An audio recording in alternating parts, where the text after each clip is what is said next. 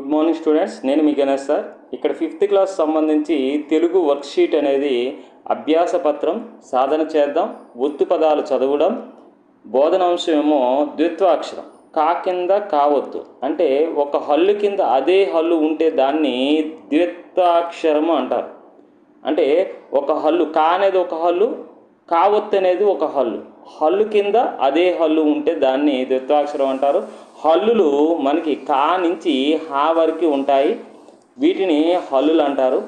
ఈ హల్లు కింద హల్లు, కా కింద కావొత్తు, గా కింద అదే గా, మా కింద అదే మా, ఇలా ఉంటే వీటిని ద్విత్వాక్షరాలు అంటారు. ఇక్కడ మనకి కా కింద కావొత్తు గురించి మాత్రమే మాట్లాడింది జరిగింది. ఇక్కడ చూడండి, ఈ క్రింది పదాలను చదవండి, కావొత్తు ఉన్న పదాలకు సున్నా చుట్టండి అన్నాడు. ఇక్కడ చూడండి, కా కింద కావొత్తుంది, దీన్ని సున్నా చుడుతున్నాను. ఇక్కడ గా కింద కావొత్తుంది, దీన్ని సున్నా చుట్టాల్సిన లేదు. కుక్కలో కా కింద కావొత్తుంది, చక్కెరలో కే కింద కావొత్తుంది, కే కింద కే కింద కావొత్తు, చా కే కింద కావొత్తు, చెక్కే రా చెక్కెర, కే కింద కావొత్తు. నెక్స్ట్ అగ్గి, గీ కింద కావొత్తు, గు కింద కావొత్తు, కా కింద కావొత్తు. చూడండి, లక్కలో లా కా కింద కావొత్తుంది కాబట్టి కా కింద కావొత్తుకి రౌండప్ చేయాలి. పక్కన, ఇక్కడ కూడా కా కింద కావొత్తుంది. నిచ్చెన, చే కింద చావొత్తుంది. ఇక్కడ కా కింద లెక్కలు, కా కింద కావొత్తుంది. ఈ విధంగా కా కింద కావొత్తున్న వాటికి మాత్రమే మనకి రౌండప్ చేయమన్నారు. చూడండి, కా కింద కావొత్తు, ఇక్కడ కా కింద కావొత్తు, ఇక్కడ కూడా కే కింద కావొత్తు, చక్కే. ఇక్కడ లక్కలో కా కింద కావొత్తు, పక్కనలో కా కింద కావొత్తు, లెక్కలులో లెక్కలు, కా కింద కావొత్తు. ఈ విధంగా ఉంది. ఇక్కడ చూడండి, గా కింద కావొత్తుంది, ఇక్కడ గీ కింద కావొత్తుంది, ఇక్కడ గు కింద కావొత్తుంది, ఇక్కడ చే కింద చావొత్తుంది. ఓకే, ఈ విధంగా మనకి సున్నా చుట్టమంటున్నాడు. దేనికి? కావొత్తు ఉన్న పదాలకు మాత్రమే సున్నా చుట్టమంటున్నాడు. సున్నా చుట్టడం జరిగింది. నెక్స్ట్, ఆలోచించి సొంతంగా రాయండి స్వీయ రచన. క్రింది బొమ్మల పేర్లు రాయండి అన్నాడు. ఈ బొమ్మ ఏంటి? పిల్లి, పాగుడిస్తే పి, లాగుడిస్తే లి, లీ కింద లావొత్తు. అంటే ఇక్కడ ఒక ద్విత్వాక్షరం వచ్చింది. ముక్కు, ఇది నోస్ అనమాట, ముక్కు. మాకుమిస్తేము, కాకుమిస్తేకు, కు కింద కావొత్తు, ముక్కు. తక్కెడ, ఇది తక్కెడ, తా, కాకేతంస్తే కే కింద కావొత్తు, డా, తక్కెడ. ఇదేంటి? చిక్కుడు, సాగుస్తే చి, కాకుమిస్తేకు, కు కింద కావొత్తు, చిక్కు, దాకుమిస్తేడు, చిక్కుడు.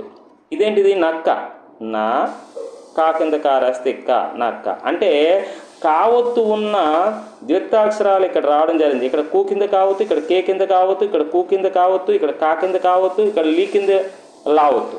అంటే ద్విత్వాక్షరం ఉన్న పదాలు ఇక్కడ బొమ్మలు ఇవ్వడం జరిగింది, మనం ఆన్సర్ చేయడం జరిగింది. ఓకే, నెక్స్ట్, ఒత్తు పదాలను చదువుడం, సాధన చేద్దాం.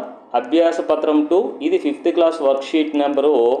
అభ్యాస పత్రం 2, బోధనాంశం గావొత్తు, గా కింద గావొత్తు. అంటే ఇది కూడా ద్విత్వాక్షరమే, ద్విత్వాక్షరం అంటారు.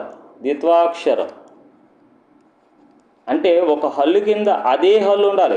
గా కింద గావొత్తు, కా కింద కావొత్తు, చా కింద చావొత్తు, అలా ఉంటే వాటిని, ఒక హల్లు కింద అదే హల్లు వస్తే వాటిని ద్విత్వాక్షరాలు అంటారు. ఇక్కడ గా కింద గావొత్తు గురించి మాత్రమే మాట్లాడడం జరిగింది. ఇక్కడ చూడండి, లగం, లగం అనేది కరెక్ట్ పదం కాదు. ధారాళంగా చదవడం, అర్థం చేసుకోవడం. కింది పదాలను చదవండి, సరైన ఒత్తు చేర్చి రాయండి అన్నాడు. ఇక్కడ చూడండి, లగం అనుసుంది, లగం కాదు. కావొత్తు పెడితే రాంగ్ అవుతుంది. గావొత్తు పెట్టామనుకోండి, గా కింద లా, గా కింద గారాస్తే గా, లగ్గా, గాక్సున్నా పెడితే గం, లగ్గం. ఇక్కడ మగ్గం, మా, గా కింద గారాస్తే గా, మగ్గ, గాక్సున్నా పెడితే గం, మగ్గం. దగ్గు, దా, గాకుమిస్తేగు, గు కింద గావొత్తు, దగ్గు. మొగ్గ, మా కోతంస్తేమో, గా కింద గారాస్తే గా, మొగ్గ. వర్గం, వా, రా కింద గారాస్తే గా, వర్గ, రాక్సున్నా పెడితే రం, వర్గం. దగ్గర, దా, గా కింద గారాస్తే గా, దగ్గ, రా, దగ్గర. ఇక్కడ బుగ్గి, బాకుమిస్తేబు, గాగుడిస్తేకి, గీ కింద గావొత్తు, బుగ్గి. ఉగ్గు, ఊ, గాకుమిస్తేగు, గు కింద గావొత్తు, ఉగ్గు. మార్గం మాకు దగ్గర మా రా కింద గారస్ దీర్ఘ మార్గ రాక్షణ పెడతారం మార్గం. బొగ్గు బా కోసం తేబో గాకుము తేగు గు కింద గావత్తు బొగ్గు. ఈ విధంగా మనకి గావత్తు ఉన్న గావత్తుని చేర్చడం. ఈ బ్రాకెట్లో కావతుంది గావతుంది, ఇక్కడ మనకి చావతుంది గావతుంది, ఇక్కడ చావతుంది జావతుంది, చావతుంది నావతుంది, ఇక్కడ గావతుంది కావతుంది, గావతుంది కావతుంది, గావత్తు చావత్తు, నావత్తు గావత్తు, నావత్తు డావత్తు, ఇక్కడ గావత్తు చావత్తు. ఈ విధంగా ఒత్తులు రెండేసి ఇచ్చాడు బ్రాకెట్లో. ఏది సూటబులో అదే మనము ఇక్కడ రాయడం జరిగిందనమాట. ఇక్కడ చూడండి, ఆలోచించి సొంతంగా రాయండి స్వీయ రచన. ఇక్కడ బొగ్గు కింది బొమ్మల పేర్లు రాయండి, వాటితో వాక్యాలు రాయండి అన్నాడు. ఇక్కడ ఇచ్చిన బొమ్మ ఏంటంటే బొగ్గు. బొగ్గు ఎట్లా ఉంటుంది? నల్లగా ఉంటుంది. కాబట్టి బొగ్గు నల్లగా ఉంటుంది. బొగ్గు బొగ్గు నల్లగా ఉంటుంది. ఇలా కంప్లీట్ వాక్యం అనేది మనము రాయాలి. ఇదేంటిది? మగ్గం. ఇది మగ్గంతో చీరలు తయారు చేస్తారు. ఈ మగ్గంతో చీరలు తయారు చేస్తారు. కాబట్టి మా కోతం స్తేమో గాకు సున్నా పెడితే గం గా కింద గావత్తు మగ్గం. మగ్గం కాదు మగ్గం. మగ్గం మగ్గం మగ్గంతో చీరలు నేస్తారు. తయారు చేస్తారు కాదు, నేస్తారు. మా అమ్మ ఇక్కడ ముగ్గు. మా అమ్మ మాకు తెలిగితే మా ఆకు మా కింద మారేస్తే మా అమ్మ ముగ్గు వేసింది. సీకి సున్నా పడితే సిమ్ రాయాలి.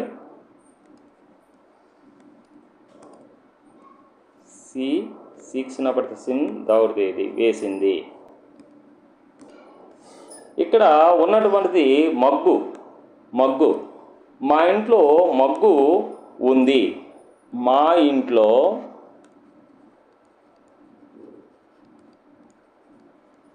మగ్గు ఉంది. ఇదేంటిది? మొగ్గ. మా చెట్టుకి మొగ్గ వేసింది, పూసింది. మా చెట్టుకి మొగ్గ పూసింది, వేసింది. ఏదైనా రాయొచ్చు. ఇక్కడ అభ్యాసపత్రం 3 సాధన చేద్దాం. ఒత్తు పదాలను చదవడం. బోధనాంశం చా కింద చావత్తు. ఇది కూడా ఒక దిత్తాక్షరమే. చా అనేది ఒక హల్లు, కింద ఉన్నటువంటి చా కూడా అదే హల్లు. ఒక హల్లు కింద అదే హల్లు ఉంటే దీన్ని ఏమని పిలుస్తామంటే ద్విత్వాక్షరం అంటారు. ద్విత్వాక్షరం. ఈ ద్విత్వాక్షరము గురించి మనం ఈరోజు తెలుసుకోబోతున్నాం. ఇక్కడ చూడండి, ధారాళంగా చదవడం, అర్థం చేసుకోవడం. క్రింది పదాలను చదివి అక్షరాలను సరిచేసి రాయండి అన్నాడు. సరిచేసి రాయడం అనేది మనం ఎట్లా రాయాలో చూద్దాం. ఇక్కడ చా కింద చావత్తు మా, ఇది సరిచేసి లేదు ఈ పదం. కాబట్టి మా ముందు రాసి చా కింద చావత్తు రాసామనుకోండి మచ్చ. ఇక్కడ చూడండి, పావుడితే పి అనేది ముందు రాయాలి. ఇక్కడ సరిచేసి లేదు, ఇందులో ఉన్న అక్షరాలు సరిచేసి లేదు. పిచ్చుక. చూ చూ కింద చావత్తు కా, పిచ్చుక. ఇక్కడ చూడండి, గచ్చు. గా ముందు రాయాలి. చాకుము స్టేచు చూ కింద చావత్తు గచ్చు. ఇక్కడ చూడండి, లచ్చన్న. లా చా కింద చారాస్తే ఇచ్చ లచ్చ, నా కింద నారాస్తే నా లచ్చన్న. ఇక్కడ పుచ్చులు. పాకుము స్టేపు చూ కింద చావత్తు పుచ్చు, లాకుము స్తేలు పుచ్చులు. ఇక్కడ అర్చన. ఆ రా కింద చారాస్తే ఇచ్చ అర్చ నా అర్చన. నెక్స్ట్ నిచ్చెన. నాగుడు స్తేని చే కింద చారాస్తే ఇచ్చ నిచ్చ నిచ్చే నా నిచ్చెన. ఇక్కడ పచ్చిక. పా చి చి కింద చావొత్తు క పచ్చిక. ఈ విధంగా మనకి అక్షరాలు రాయడం జరిగింది. ఇది బచ్చలి కూర బా, చాగుడిస్తే చీ, సారీ బచ్చ, చా కింద చారాస్తే చ బచ్చ, లా లాగుడిస్తే లి బచ్చలి, కా కొమ్ము దీర్ఘంస్తే కూ, రా బచ్చలి కూర. అంటే ఇందులో ఉన్న అక్షరాలు అనేది సరిచేసి రాయడం జరిగిందనమాట. చూడండి ఇక్కడ ఏంటిది, ఇక్కడ మనకి కచ్చకాయ, కచ్చ కా, చా కింద చారాస్తే చ కచ్చ, కగదెరిగితే కా య, కచ్చకాయ. ఈ విధంగా మనకి అక్షరాలు తారుమారుగా ఉన్నాయి, అంటే వాటికి సరైన అర్థం లేదు. కాబట్టి అర్థం వచ్చే విధంగా అక్షరాలని సరిచేసి రాయడం జరిగింది. ఓకే, నెక్స్ట్ చూడండి, ఆలోచించి సొంతంగా రాయండి అన్నాడు. ఆలోచించి మనం సొంతంగా రాయాలి వీటిని. ఓకే, ఎలా రాయాలో చూద్దాం. కింది బొమ్మల పేర్లు రాయండి, వాటితో వాక్యాలు రాయండి అన్నాడు. ఇదేంటిది అసలు, దీని పేరేంటి? నిచ్చెన. నిచ్చెన, నిచ్చెనతో మనం వాక్యం రాయాలి. నిచ్చెన, మా ఇంటిలో నిచ్చెన ఉంది, మా ఇంటిలో నిచ్చెన ఉంది, నిచ్చెన ఉంది. ఈ విధంగా మనం వాక్యాలు రాయొచ్చు. ఇంటిలో అనొచ్చు, లేదా ఇంట్లో ఇలా కూడా రాయొచ్చు. ఈకి సున్నా పడితే ఇన్, తా కోతం జరిగిన టో కింద లావద్దు, ఇంట్లో. ఇదేంటిది? పిచ్చుక. నాకు పిచ్చుక అంటే చాలా ఇష్టం, పిచ్చుక. ఇది పిచ్చుక, చాకుం తేచు, చూ కింద చావొత్తు కా, పిచ్చుక. నాకు పిచ్చుకలు అంటే చాలా ఇష్టం. ఈ విధంగా మనకి వాక్యాలు అనేది రాయగలగాలి. ఇదేంటిది? మనకి పుచ్చకాయ. మా అమ్మ పుచ్చకాయ కోసింది, మా అమ్మ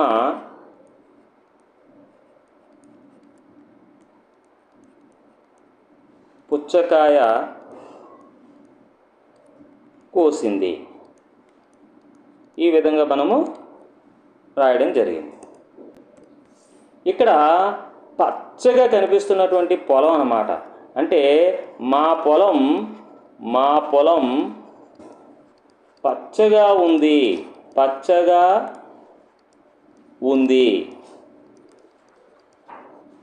ఇక్కడ మనకు కనిపిస్తుంది ఏంటంటే కుర్చీ. మా ఇంట్లో కుర్చీలు ఉన్నాయి, నేను కుర్చీలో కూర్చుంటాను. మన ఇష్టమే. నేను కుర్చీలో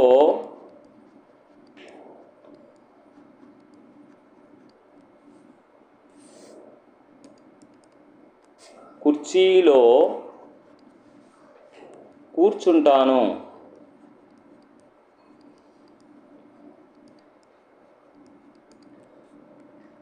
ఈ విధంగా మనకి 3 వర్క్షీట్లు కంప్లీట్ చేయడం జరిగింది.